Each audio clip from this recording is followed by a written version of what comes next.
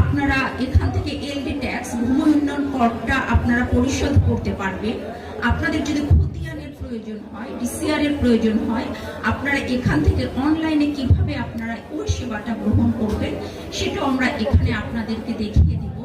আমাদের এখান থেকে আমরা আপনাদেরকে দেখিয়ে দিব যে আপনারা ভূমি অধিগ্রহণের যে চেকগুলো আপনারা কিভাবে পেতে পারেন এবং এখান থেকে আমরা আপনাদেরকে সেগুলো সরবরাহ করব। খতিয়ান পর্চা আপনারা কিভাবে পেতে পারেন অনলাইনে, এটাও আমরা আপনাদেরকে সরবরাহ করব।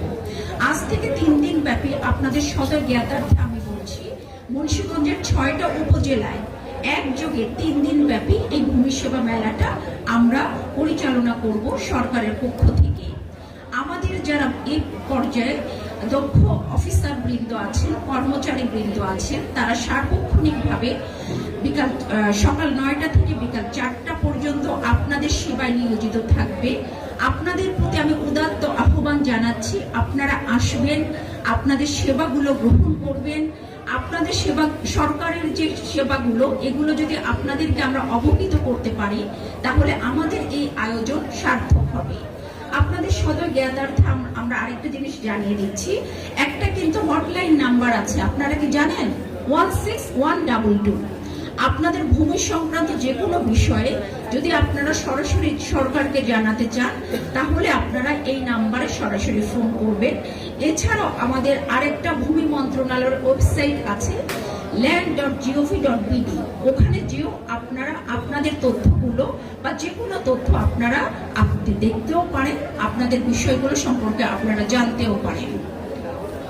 আমাদের যে সেবাটা, এই সেবাটা আপনাদের জন্য 3 দিন ব্যাপী এটা মানে অব্যাহত থাকবে। আমি আপনাদেরকে আমন্ত্রণ জানাচ্ছি, আপনারা আসেন, আপনারা আপনাদের সেবাগুলো বুঝে নেন, আপনাদেরকে আমরা এগুলো জানাতে চাই। আপনারা জানেন, আমরা সবাই জানি মানুষের কিন্তু কিছু একেবারে নিজের বিষয় আছে, কিছু সেন্সিটিভ বিষয় আছে। ভূমি এমনই একটা বিষয়। আমাদের এখানে জনগণ যেহেতু বেড়ে যাচ্ছে, আগে যে ভূমিটা ছিল সেই ভূমিটা কিন্তু এখন জনগণের আনুপাতিক হারে ওই ভূমিটা জনপ্রতি কমে যাচ্ছে, ভূমির ব্যবহার বেড়ে যাচ্ছে, কৃষি জমি অকৃষি জমির বহুমুখী ব্যবহার বেড়ে যাচ্ছে।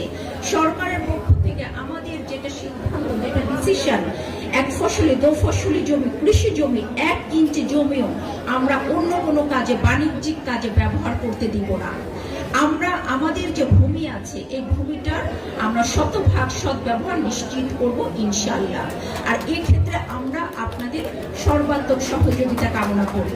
আমি দেখতে পাচ্ছি এখানে যারা আছেন মুন্সিগঞ্জের আপামর জনসাধারণ